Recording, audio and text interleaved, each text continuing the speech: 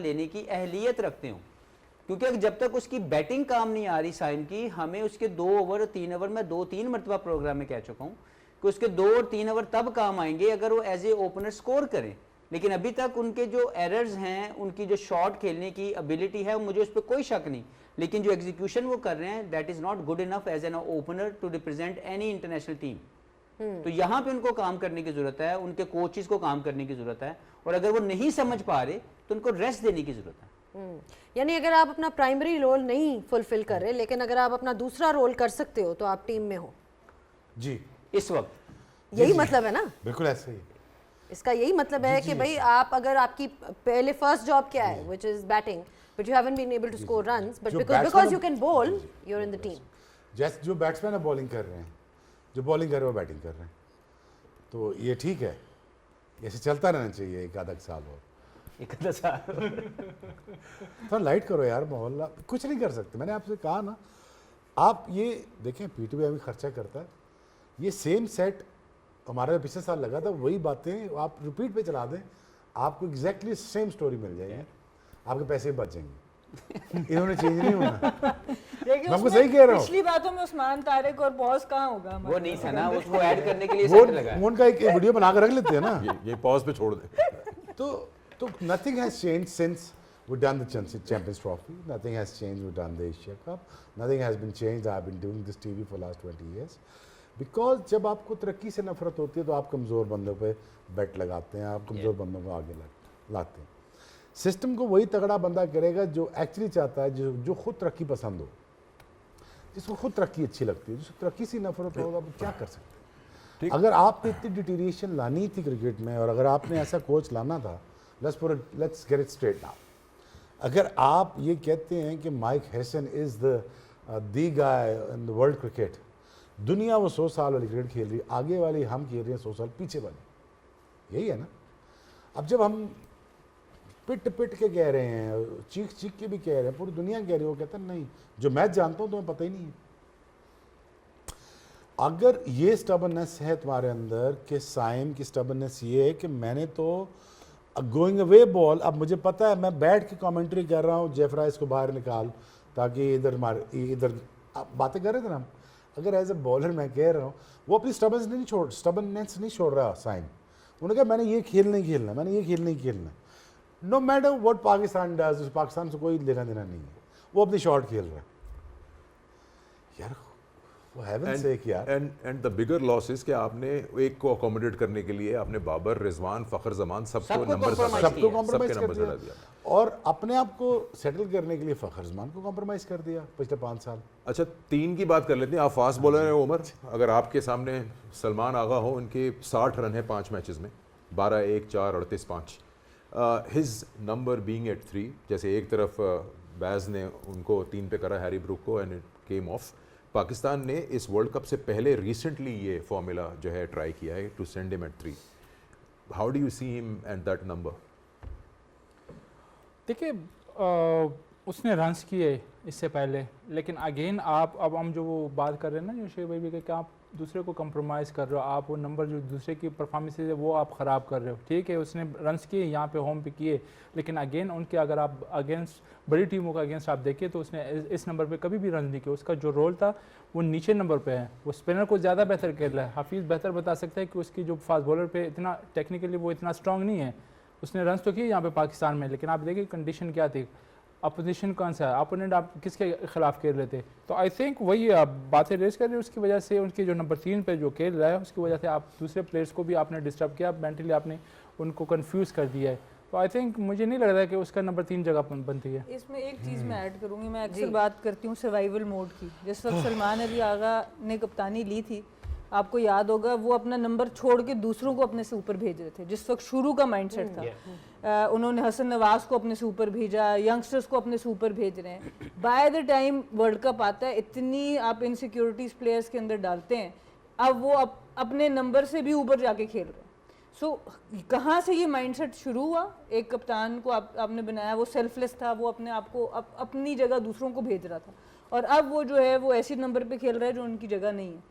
सो इसको भी समझने की बात है इसको भी इसको आप छोटी चीज़ ना समझें। मुझे याद है इन्होंने खुद हसन नवाज को एक दफ़ा 4 पे भेज के उसने उस मैच में 50 कर दिया तो सेट हो गया। तो हम यही कहते कि यार चलो अच्छा इस लिहाज से इसकी कप्तानी अच्छी है, टीम डेवलप कर रहा है।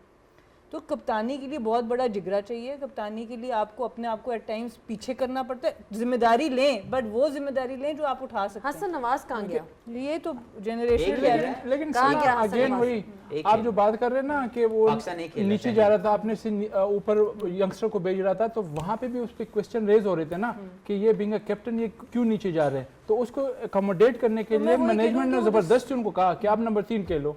ये सवाल मैं इसलिए करी बिकॉज जब वो आए थे तो आपने कहा था कि प्रेस उसमें इंटरव्यू में सलमान अली आगा ने उनको जनरेशनल टैलेंट कहा था। That's how he was put.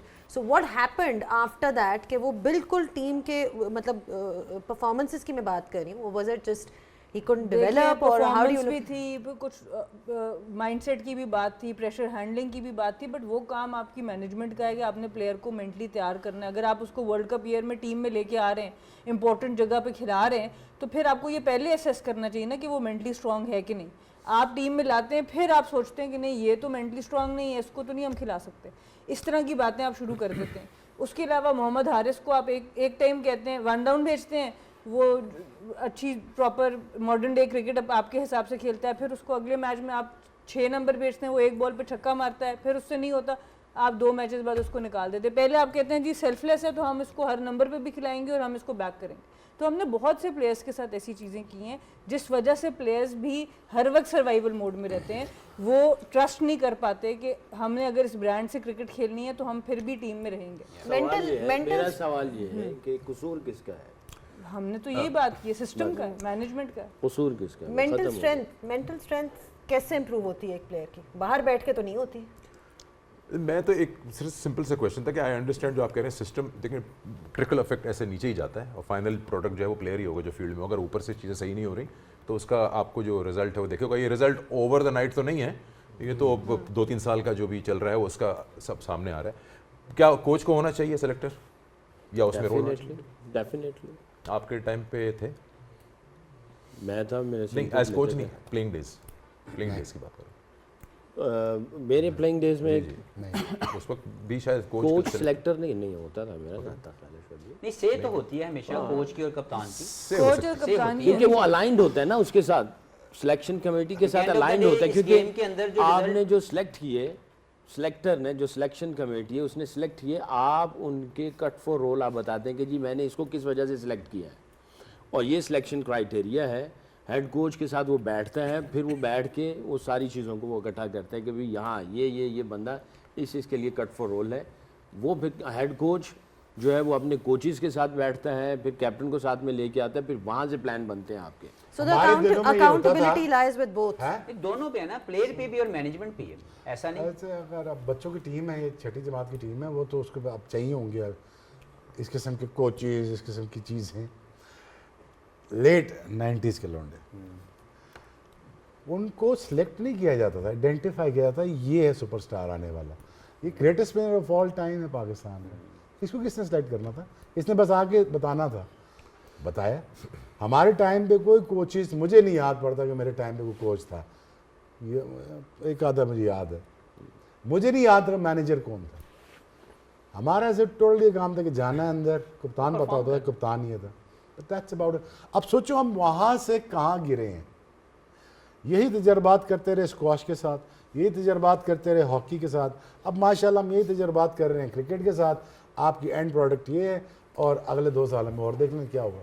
और शुएब भाई जो सिकंदर का सवाल है ना, वो आप बिल्कुल ठीक कह रहे हैं कि एंड जो प्रोडक्ट है, जो हमारा प्लेयर है, मैं पहले भी कह चुका हूँ, the biggest stakeholder is a player.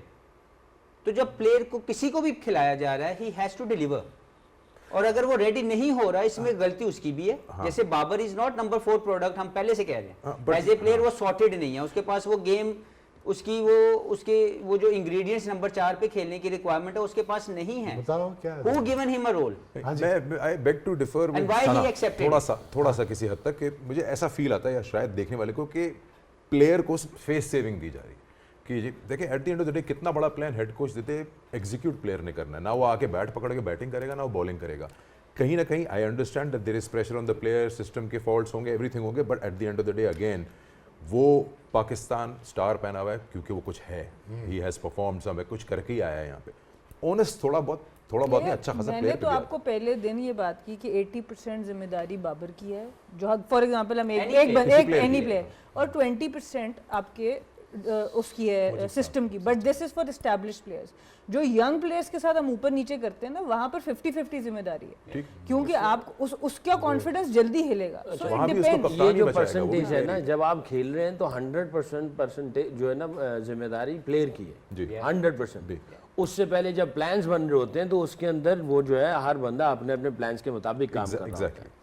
और अगर आप अंदर जो 100% उसकी जिम्मेदारी है और उसको कट फॉर रोल ही ना रखें, फिर क्या होगा, फिर परसेंटेज कहीं और निकल जाएगी। ठीक है, तो आपको ये चीज़ों को क्लियर करना चाहिए। नहीं, plus like I think you mentioned और समबडी मेंशन्ड के most of them have played over 100 T20 internationals now. जो आपका कोर है, जो 3-4 आपके प्लेयर्स हैं, वो 100 से ज़्यादा ऊपर T20 इंटरनेशनल्स खेल चुके हैं। सो इट्स नॉट लाइक कि जी मैनेजमेंट मैचेस इस पाकिस्तान की टीम की जो आज खेली है, इसको काउंट कर ले, number of matches played by Pakistan team जो आज मैच खेली है, और नंबर ऑफ मैचेस जो इंग्लैंड की टीम ने खेले हैं, तो डबल का फर्क होगा। इसमें पाकिस्तानी प्लेयर डबल अहेड होंगे, लेकिन परफॉर्मेंस तो प्लेयर ने देनी है ना। If they are not performing they are responsible. इसमें सिर्फ एक चीज़ ये है कि जब आपको ना अंदर लीडर्स चाहिए, ये बात मैं पहले भी बहुत दफ़ा कर चुकी हूँ। मैं जो प्लेयर्स के ऊपर जिम्मेदारी थोड़ी सी कम डालती हूँ कि आप लीडर्स डेवलप ही नहीं होने देते। कोई ऐसा बंदा जो सवाल करता है सिस्टम पे, उसको सबसे पहले आप बाहर करते हैं। आप प्लेयर डेवलप तब होगा, प्लेयर पे फुल जिम्मेदारी मैं तब दूंगी जब आपने उसको फिर अथॉरिटी दी कि हाँ तुम करके दिखाओ। यहाँ पे आप कितने ऐसे प्लेयर जो ज़्यादा मैचेस खेल रहे हैं ना, वो है जो चुप करके बस वो कर रहा है जो कहा जा रहा है। जहाँ पे कोई प्लेयर थोड़ा सा सवाल उठाता है, जहाँ पे वो थोड़ा सा एक कैरेक्टर शो करता है, इस टाइम पे अगर शोएब अख्तर होते इस टीम में तो बड़ा मुश्किल होता, क्योंकि सबसे पहले छुरी चलनी थी कि भाई निकालो। क्योंकि अब सिस्टम हमने ऐसा बना दिया कि जो थोड़ा सा सवाल उठाता है, जो थोड़ा सा कैरेक्टर लेके आता है अपना, उसको हम बर्दाश्त नहीं कर रहे। तो ये भी थोड़ा सा देखना पड़ेगा आपको। इसलिए कमज़ोर लोग चाहिए ना।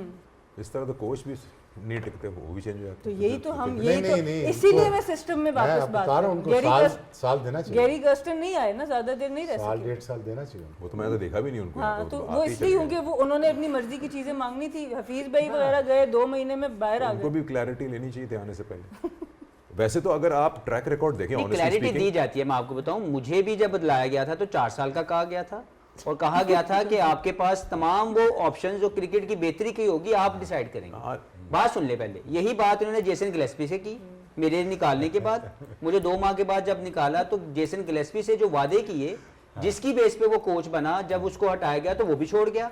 Similar goes with Gary Kirsten. उसको जब वो चीजें कही गई कि as a coach you will make the call regarding moving forward plans of Pakistan cricket, जब उसको नहीं मिला दे लेफ्ट। तो उनके छोड़ने की वजह कोई फाइनेंस नहीं थी। इसमें थोड़ा सा आप कहा होगा, बट डिमांड ये थी पीसीबी की आप फुल टाइम कोच हैं, आप फुल टाइम इधर आए। उन्होंने कहा जी हम फुल टाइम नहीं आ सकते। मैं ये नहीं मानता। चले मुझे नहीं, इसमें आप ना माने, बट ये बात तो मैंने जो स्टेक होल्डर्स जो अथॉरिटीज दी गई थी ना, जो ऑफर की गई थी, वो बाद में रिड्यूस की गई। हफीज ये बात आपके साथ जो हुआ वो मैं I feel sorry for you, but in दोनों को कहा कि फुल टाइम, उन्होंने कहा हमने फुल टाइम नहीं आना। वो काम करके चले जाते थे। भाई जब आप सीरीज करके चले गए, अब आपकी जो लर्निंग्स हैं उसको कैसे आप आगे 6 माह में जो 5 माह गिलेस्पी था, उसको नेशनल क्रिकेट एकेडमी में ऑफ डेज में प्लेयर के साथ काम करते हुए देखा है। नहीं तो अगर फुल टाइम जॉब करनी है तो आपने उसको मिकी आतर को क्यों बनाया डायरेक्टर? दो जगह पे काम कर रहा है, वो भी ऑनलाइन। मैं बैक नहीं कर रहा, बट मुझे ये पता है क्योंकि मैं भी उधर ही था उस वक्त, मैं भी उधर ही था। ये चले जाते थे, और एक दफ़ा यहाँ तक नाम नहीं लूँगा, जो स्टेक होल्डर थे, उन्होंने कहा जी, मैंने इनको कहा आप रुकें, हम आगे आपसे मीटिंग करना चाहते हैं। उन्होंने कहा नहीं जी, मैं कार जा रहे हैं। एक second, I never worked for Pakistan Cricket Board. Neither I wanted to work for Pakistan Cricket Board. I'm saying that on record. What is it like working in Pakistan Cricket Board? I'm asking you, both of you, It's quite or 3 of you. It's quite challenging. It's Why? quite challenging because we are not, visionary. Honestly speaking, whatever we think that this is good for the Pakistan, उसके plans ही पूरे नहीं होते. And then जब आप execution की तरफ जाते हैं तो there is no support whatsoever. और फिर हम लोग चॉप एंड चेंज सारा सब कुछ तो सामने ही है, चॉप एंड चेंज करते चले जाते हैं, जिसके इफेक्ट्स ओवरऑल हर चीज़ पे चले जाते हैं। अच्छा, गिलेस्पी की आपने बात की थी। गिलेस्पी का इफ़ यू रिमेंबर, जब टेस्ट मैच के दौरान ही उन्होंने आके बताया था, उन्हें शायद इंटरव्यू दिया था कि मैं तो सिर्फ मैच डे कोच हूँ। जब उनसे उनको कहा गया था कि आपने सिलेक्शन पावर्स ले ली दी थी, सिलेक्शन की आई पावर्स थिंक ले ही ली came on record and said this दोनों दैट के आई एम साथ, जस्ट जो हमें बाहर से पता है, सुकलैन भाई को अंदर से पता होगा, जो हमें बाहर से पता है, एक हफीज भाई वाली बात कि उनसे पावर्स ले ली गई थी गिलिस्पी से, जिस पे उन्होंने कहा था कि मुझे पपेट टाइप कोच नहीं बनना। और दूसरी चीज़ गैरी कर्स्टन का ये था कि वो छुट्टी लेके गए बाहर और यहाँ पर एकदम से एक टूर्नामेंट रख दिया गया और उनको कहा कि आके अब वो टूर्नामेंट देखें। तो उन्होंने कहा अभी तो मैं गया हूँ बाहर, तो वो गोरे तो पहले से चीजें प्लान करते हैं, हम एकदम से भी टूर्नामेंट रख के कहते हैं आके अब थोड़ा सा मिक्सअप चलिए इस पे हम ब्रेक के बाद वापस आते हैं, बात कर लेते हैं। देखते रहिए गेम ऑन है on PTV sports and tap में। at the top with 4 points. New Zealand won, Pakistan won because they've lost today. उन्होंने अपना आज का मैच हारा है और श्रीलंका जो है उन्होंने भी जब अपना पिछला मैच था इंग्लैंड के खिलाफ हारा था, इसलिए उनके 0 पॉइंट्स हैं। इंग्लैंड क्वालिफाई कर चुका है, एक और टीम ने जाना है और सवाल अब यही बनता है कि न्यूजीलैंड, पाकिस्तान और श्रीलंका में से कौन सी ऐसी टीम है जो कि आगे क्वालिफाई करेगी।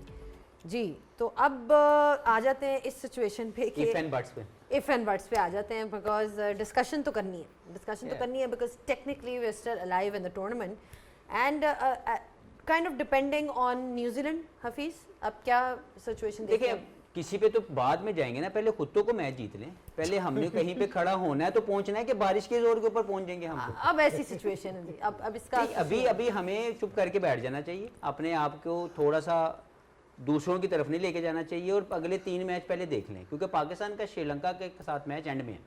अभी कल एक मैच है जो न्यूजीलैंड और श्रीलंका का, वो काफ़ी हद तक कुछ ऑप्शंस आपको क्लियर कर देगा। तो अभी से ये सोच लेना कि वो हार जाए, उसकी फूफी मार जाए, चाचा मार जाए, डोंट थिंक लाइक दैट। नहीं, इसमें एक क्लैरिटी कर लेते हैं, बल्कि जो देख रहे हैं वो भी पेंसिल कॉपी अपने हाथ में ले लें कि सिंपल फॉर्मूला है यहाँ से कि न्यूजीलैंड अगर एक मैच अपना जीतता है और एक हारता है तो पाकिस्तान श्रीलंका को बड़े मार्जिन से हराए और सुपीरियर नेट रन रेट पे क्वालिफाई करते हैं। दूसरा ऑप्शन, न्यूजीलैंड दोनों मैच हारे, पाकिस्तान श्रीलंका को हराए और थ्रू हो जाएगा। Only 2 option. इसमें सिर्फ सबसे पॉजिटिव बात यह है कि न्यूजीलैंड की दोनों मैच हमसे पहले हो जाएंगे, तो हमें श्रीलंका के मैच से पहले एग्जैक्टली पता होगा हमने क्या कल भी ये हम जो अभी एक डिस्कशन कर रहे थे, एक ऑफिशियल आपको लाइक इनसाइड बता रहा हूँ, जो सिलेक्शन पे हम लोग बात कर रहे थे कि क्या होता है। 20 प्लेयर सिलेक्टर्स देते हैं कप्तान और कोच को, और कप्तान और कोच अपनी मर्जी से 15 पिक करते हैं। तो सिलेक्शन का जो जोर है वो सिर्फ 20 प्लेयर तक है। वो 20 प्लेयर ऑफर कर देते हैं कि जी ये 20 प्लेयर है, और कप्तान और कोच अपनी मर्जी के 15 उठाते हैं। तो सारी रिस्पॉन्सिबिलिटी तो कोच और कप्तान के ऊपर आती है फिर। Yes, selectors are also part of this, लेकिन जो मेन 15 पिक किए जा रहे हैं वो कप्तान और कोच। बट मुझे जो इन्फॉर्मेशन है उसमें माइक हैसन सिलेक्शन कमेटी का हिस्सा है। नहीं, देखिए ये पावर दी जाती है और ये पावर्स उनको मिली भी हैं, और ये मैं आपको ऑफिशियल, ये मैं आपको बड़े तो उस 20 में उनका भी बड़े एतमाद और मुझे जो इन्फॉर्मेशन मिली है ये करेक्ट है। चिड़ी या नहीं, चिड़ी नहीं है, मैं चिड़िया नहीं जानता। फाख्ता ना मैं फाख्ता रखना, ना मैं चिड़ी रखना, मैं ओरिजिनल गल करना। और this is what it is. Umar, So all in all, is the man in power is the coach, right? Coach he is empowered, which is a good thing. किसी भी Very कोच good को होना चाहिए। आपको full authority और वो मिलनी चाहिए, बट फिर अकाउंटेबिलिटी भी होती है। नहीं, एब्सोल्युटली होनी चाहिए। अकाउंटेबिलिटी भी होती है। नहीं, जहाँ लेकिन अभी सही empowerment कह होती रहे हैं। है वहाँ पे अकाउंटेबिलिटी भी होती है। जी, इसके बाद Sahibzada Farhan, the good part of today's, absolutely he is the only अच्छी पॉजिटिव। परफॉर्मेंस, एक और 50 और काफ़ी अच्छा लीड कर रहे हैं इन टर्म्स ऑफ रन्स। उनकी बैटिंग की थोड़ी झलकियाँ देखते हैं एंड बात भी करेंगे इनसे, बात करते हैं, मुझे डांट पड़ रही, बात करते हैं साहिबजादा फरहान की। साहिबजादा फरहान ने अपने लिए एक फोकस रख लिया है कि उन्होंने चाहे लेफ्ट राइट विकेट्स गिर रही हों, उन्होंने जो है पावर प्ले को कैपिटलाइज करना है। उमर से बात करूंगा एज अ बॉलर, उनको बॉलिंग कराने के लिए थोड़ा मुश्किल पड़ गया क्योंकि आई थिंक ही शायद स्ट्राइक रोटेशन और सिंगल्स का उनका इशू हो, बट पावर हिटिंग में वो परफेक्ट जा रहे हैं। देखिए, आप उसके जोन में अगर आप बॉल करते हो तो वो आपको मारेगा। वो आज उसकी जो उसको पता था कि वो उसके जोन में कर रहा है, वो टांग खोल रहा था और वहाँ पे वो थोड़ा सा शॉर्ट ऑफ लेंथ बॉल कर रहा था।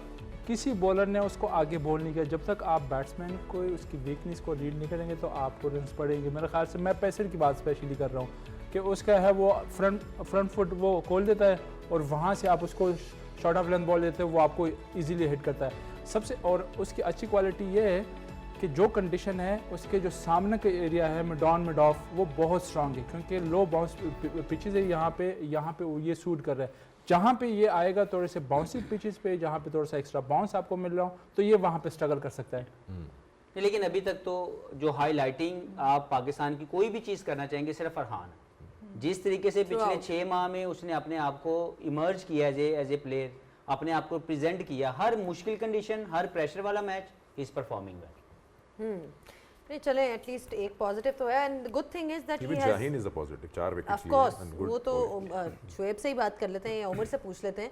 आज चले उमर से पूछ लेते हैं। उमर, आपने काफ़ी उनके साथ काम भी किया है as a bowling coach, you also spoken about where he is going wrong, तो आज लगता है कि कुछ जो भी बातें थी जो सब कर रहे थे उस पर उन्होंने अमल भी किया है और आज अच्छी परफॉर्मेंस उनकी तरफ से देखने को मिली? देखिए, अब जब भी आप आउट ऑफ फॉर्म होते हो तो आप जाते हो, जब आपको रेस्ट दिया जाता है तो आपको टाइम मिल जाता है, अपने आप को असेस करते हो, अपने आप से बात करते हो कि कहाँ पे मैं गलती कर रहा हूँ, टेक्निकली मैं गलत हूँ, टैक्टिकली गलत हूँ, या मेरा कॉन्फिडेंस शेक हुआ है।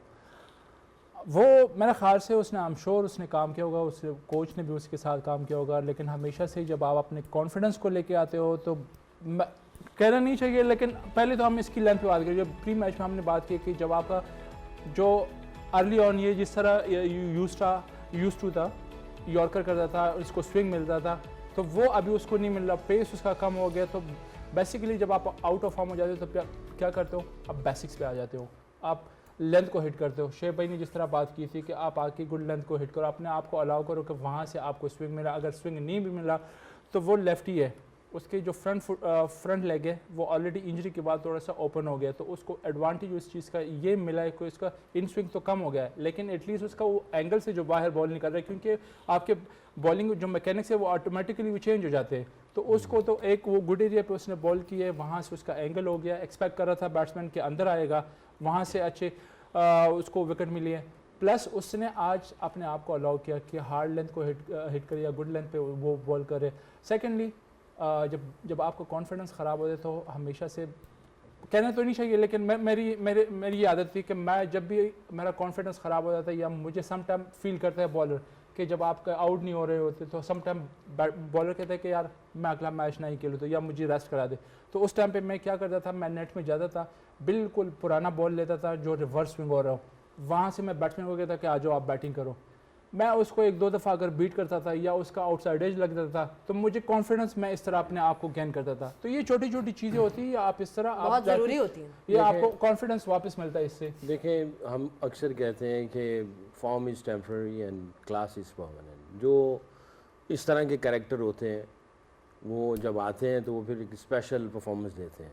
आज उसकी स्पेशल परफॉर्मेंस थी, आज मैच का बनाना शुरू से इसी का ही था, और जिस तरह का वो कैरेक्टर है, क्योंकि मैंने इसके साथ बहुत क्लोजली काम किया, इसीलिए मैं बार बार कह चले जाता है कि अगर इंजर्ड नहीं है, कॉन्फिडेंस लो है, it's just a matter of एक विकेट, एक बॉल, एक डिलीवरी, एक मोमेंट ऐसा होता है जिसके अंदर स्पार्क कर जाता है और वो हो जाता है। और मैंने इसलिए कह रहा था कि मैंने देखा हुआ है, शुएब अख्तर को देखा हुआ है, वसीम अकरम को देखा हुआ है, वक़ार यूनुस को देखा हुआ है कि भाई जब इनका दिन है एकदम सोच आती है और वो आके एक स्पेशल सी परफॉर्मेंसेस दे देते हैं। तो उसने आज जो किया, आई थिंक बनता है इसका कि उसकी जितनी तारीफ की जाए कम है। उसने अपनी नेचुरल जो उसका आते ही इन स्विंगर था उसको हटा के उसने आउट स्विंग किया, अवे स्विंग किया, वहाँ से 2 विकेटें ली हैं। आई थिंक बड़ा फोकस नज़र आया मुझे, बहुत क्लैरिटी नज़र आ रही थी उसके अंदर, जो भी उसका प्लान था, और उसकी इमेजिनेशन बहुत अच्छी थी। एब्सोल्युटली थ्रिल टू वॉच, बहुत मज़ा आया उसको देख के। Also, dropping a player or resting sometimes is not a bad thing, you know, for a player, क्योंकि कभी कभार आपके अंदर एक वो spark दोबारा से reignite होता है कि I have a point to prove. Because remember he was dropped and then obviously reflected on whatever and came back and performed. लोग अगर ड्रॉप करके आपसे बेस्ट लेना है तो that is insult as a fast bowler. चलें, rest कह देते हैं। और drop नहीं। आई थिंक ये सिचुएशन कभी आप पे आनी चाहिए जब आप प्रीमियम फास्ट बॉलर हो, आप इंजरी से बाहर हो जाएं, आप सिलेक्शन से बाहर ना कभी हो, ये याद रखिएगा। इतनी ईगो आपके अंदर होनी चाहिए हमेशा। इफ़ आई अब हमारा तो बच्चों की तरह हमारे तरह, अगर if I am Shaheen in 3 weeks time, मैं 2 काम करता। मैं अपनी स्ट्रेंथ वापस लेके आता लोअर पार्ट की, I will get my base strong when it comes to core and the legs and everything. I'll work on my fitness, and I'll keep myself busy towards cricket, only cricket. I'll get my strength back, I'll get my fitness back, I get my, the style of bowling that I wanted to bowl. मैं वो रखता अपनी, और मैं सिर्फ इसी पे काम करता अगले 6 weeks, if time permits me. अगर टाइम उसके पास है तो 6 हफ्ते में ट्रेनिंग करता और अपनी कोर को तगड़ा करता, और मैं तगड़ा जानदार फास्ट बॉलर होता. आज भी बॉलिंग की है, बिल्कुल बहुत अच्छी बॉलिंग की है, लेकिन बहुत लोड लेके की है. Bowling is as easy as breathing. जब आप तगड़े होते हैं, जब आप लेबर कर रहे होते हैं, आप थक रहे होते हैं, then it's a hard work.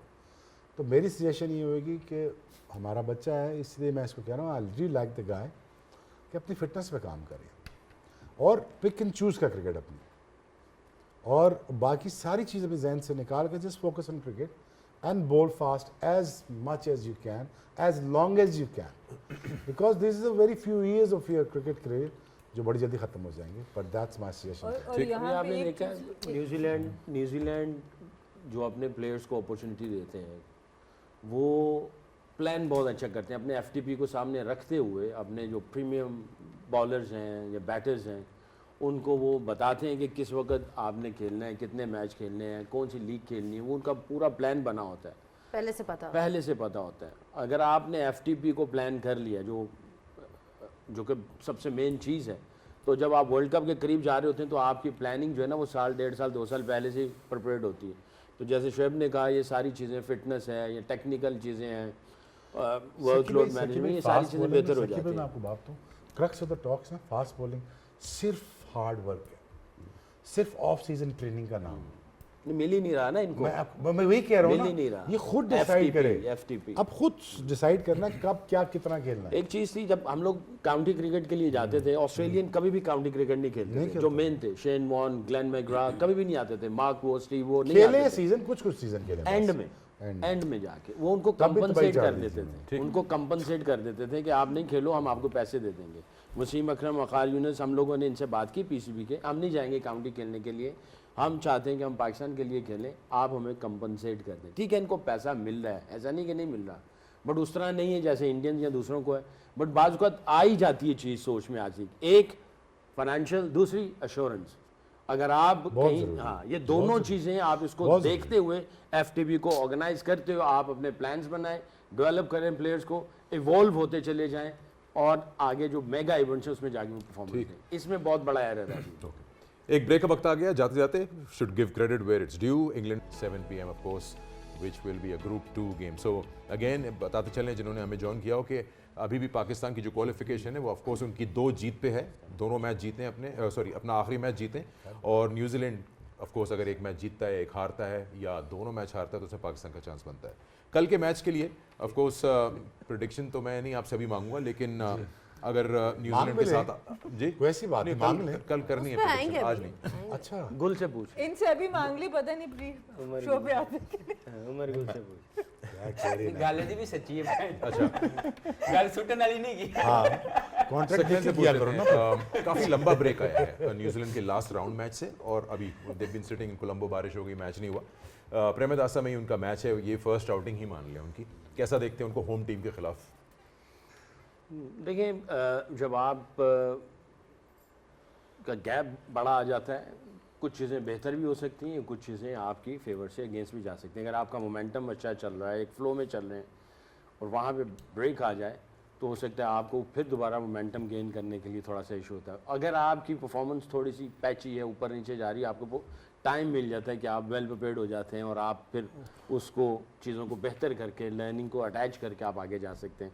देखते हैं अब इन्होंने ये जो गैप आया उसके बीच में इन्होंने कैसा काम किया है, कैसे प्रिपेयर्ड होके आते हैं, क्या उसी मोमेंटम को दोबारा गेन करेंगे, उसी लेके जाएंगे, ये देखते हैं. अभी इट्स टू अर्ली टू से. मेरा ख्याल एज है श्रीलंका. श्रीलंका होम कंडीशन है, एज थोड़े नाराज होंगे, अपने आप से जीतना चाहेंगे, पकड़ेंगे कल.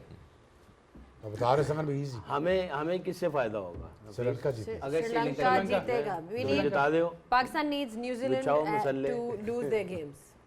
तो और बता रहा हूँ होम कंडीशन में वही डेंजरस टीम है, डिस्काउंट एवी करी जा रहे हैं श्रीलंका को। नहीं, कोई नहीं They just played a very bad game, very, I mean like unprofessionally they played that first. played very Otherwise well they should have versus won that. Australia. आज इंग्लैंड बाहर होता था यार असरंगा का भी प्रैक्टिकली। असरंगा का भी आई नो यार 145 बैटिंग से करना हाँ, था करना ना, असरंगा से क्या ताल्लुक है सर। मैं सिर्फ ये कह रहा हूँ आज इंग्लैंड बाहर हो रहा था, अगर हम जीते तो अगर श्रीलंका अपना मैच ठीक खेल जाते और आज हम अगर अपना छठा ओवर करा जाते। But I think he is very dangerous side, don't discount Sri Lanka as yet और West Indies. I think they are still pretty much in the semis. मुझे लगता है क्रिकेट वाइज देखा जाए तो न्यूजीलैंड बेटर टीम है।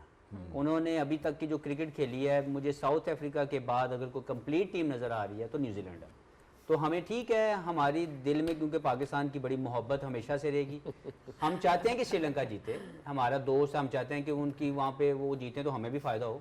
लेकिन आप किसी तरह भी डिस्कार्ड ना करें न्यूजीलैंड की प्रोग्रेस को, क्योंकि वो उनकी प्लानिंग में चले जाएं, एग्जीक्यूशन में चले जाएं, रोल आइडेंटिफिकेशन की बात कर लें, total execution of the skills की बात कर लें, तो अभी तक वो शानदार क्रिकेट खेल के आए हैं। उनकी बैटिंग सॉर्टेड है, उनकी बॉलिंग सॉर्टेड है, फील्डिंग वो हमेशा से अच्छी करते रहे। तो मुझे ज़्यादा तौर पर कोई मैच नहीं लगता। मुझे लगता है कि New Zealand by skills, by tactics, by planning, by execution they are far better team than Sri Lanka. लेकिन एक पाकिस्तानी होने के नाते मैं हमेशा चाहूँगा कि उनकी चाची मर जाए, मामा मर जाए और किसी तरह वो श्रीलंका जीत जाए, श्रीलंका जीत जाए। वो जीतेगा तो हमें फ़ायदा, लेकिन बड़ा मुश्किल है। इस तरह अगर टेक्निकली देखूँ तो मुझे बड़ा मुश्किल लगे। Technically, New Zealand you feel is a stronger is a team. Stronger team surely. ठीक है जी उमर। आई थिंक सही कह रहा है, फिर सही कह रहा है। श्रीलंका की काफ़ी लिमिटेशन, अगर आप बैटिंग में भी देखें तो उसके दो ही बंदे हैं, मेंडिस और निसांका, उसी पे रिलाई कर रहे हैं। वो दोनों अगर रन्स करते हैं तो ये नीचे से इनमें थोड़ी सी वो फिर शाने का है वो अच्छा उसको कर लेते हैं। लेकिन आई थिंक बॉलिंग में भी सेम गोज़, उनके जो दो बॉलर इंजर्ड हो गए उनसे बड़ा फ़र्क पड़ा है पतिराना और सरंगा से। लास्ट मैच में भी टैक्टिकली उसने बड़ा ज़बरदस्त यूज़ किया। शनाका ने अपने जो उनका मेन स्ट्राइक बॉलर है महेश दीक्षाना को, उसको बीच बीच में एक ही कवर कराया, पावर प्ले में एक ओवर कराया, फिर उसके बाद फिर जो सेकंड फेज है उसमें उसको अच्छे यूटिलाइज़ किया। लेकिन स्टिल आई बिलीव कि New Zealand is far better than Sri Lanka. और अगेन वही कि उनकी लिमिटेशन बहुत कम है श्रीलंका की।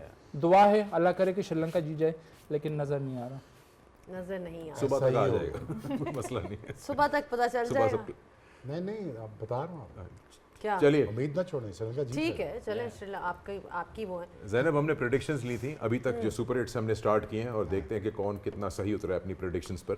इस पर एक नज़र डाल लेते हैं। ये हमारे पैनलिस्ट हैं जिनकी प्रेडिक्शंस हैं, नाम लिखे हुए हैं, बल्कि नहीं इसमें हमारा नाम भी आ गया। तो टोटल के हिसाब से अभी तक सकलैन मुश्ताक 1 पॉइंट पे, 3 पे हफीज़ हैं, 4 पे सना कैसे हैं ये समझ नहीं आया। इसलिए क्योंकि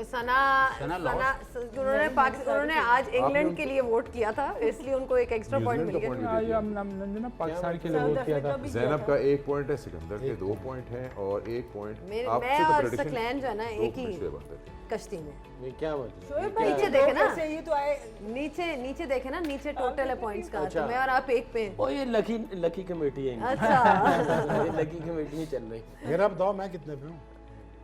आप 2 पे हैं। आपको दो मिलेगा पे। 1 पॉइंट, उन्होंने एक्स्ट्रा दे दिया वैसे। बस वो कल 4 हो जाएंगे। सना के चारों सही नहीं हो सकती, यही एक तो गलत था, confidence एक चाहिए। कुछ गलती की है। चारों सही थे, वो पिछले राउंड में इसको हुआ। फिर से चेक करेंगे। इंडिया साउथ अफ्रीका मैंने उमर गुल भाई ने कहा था ना, साउथ अफ्रीका हम दोनों ने कहा था ना, तो हमारा ठीक हुआ था। श्रीलंका पे भी आपको पॉइंट मिला है, आपने किसको दिया था? ऑस्ट्रेलिया को दिया था? इसीलिए मैच देखते नहीं, हुए इस राउंड के मैचेस है ना, इंग्लैंड को दिया था। इंग्लैंड को दिया। इंग्लैंड को दिया। अच्छा जी, इसलिए तो ये मैं- सिलसिला आपको चलता सर रहेगा। मेरी इसलिए जब परेशानी मैच लगी। लगा हुआ था, इंग्लैंड जब चौके छक्के मार रहे थे, ये हंस रही थी, हाँ। हम लोग रो रहे थे, ये हंस रही थी। पॉइंट्स ऐसी सिर्फ ऐसी पॉइंट्स बात ना करें। तकलीफ हमें बहुत है पाकिस्तान के हारने की, पर यहाँ पे जो हमसे मांगा जाता है वो ये क्रिकेटिंग realistic ओपिनियन है। मैं मजाक कर रहा हूँ, नहीं नहीं ऐसी बात हकीकत से बहुत करीब हैं। चलिए, आप सबका बहुत बहुत शुक्रिया। और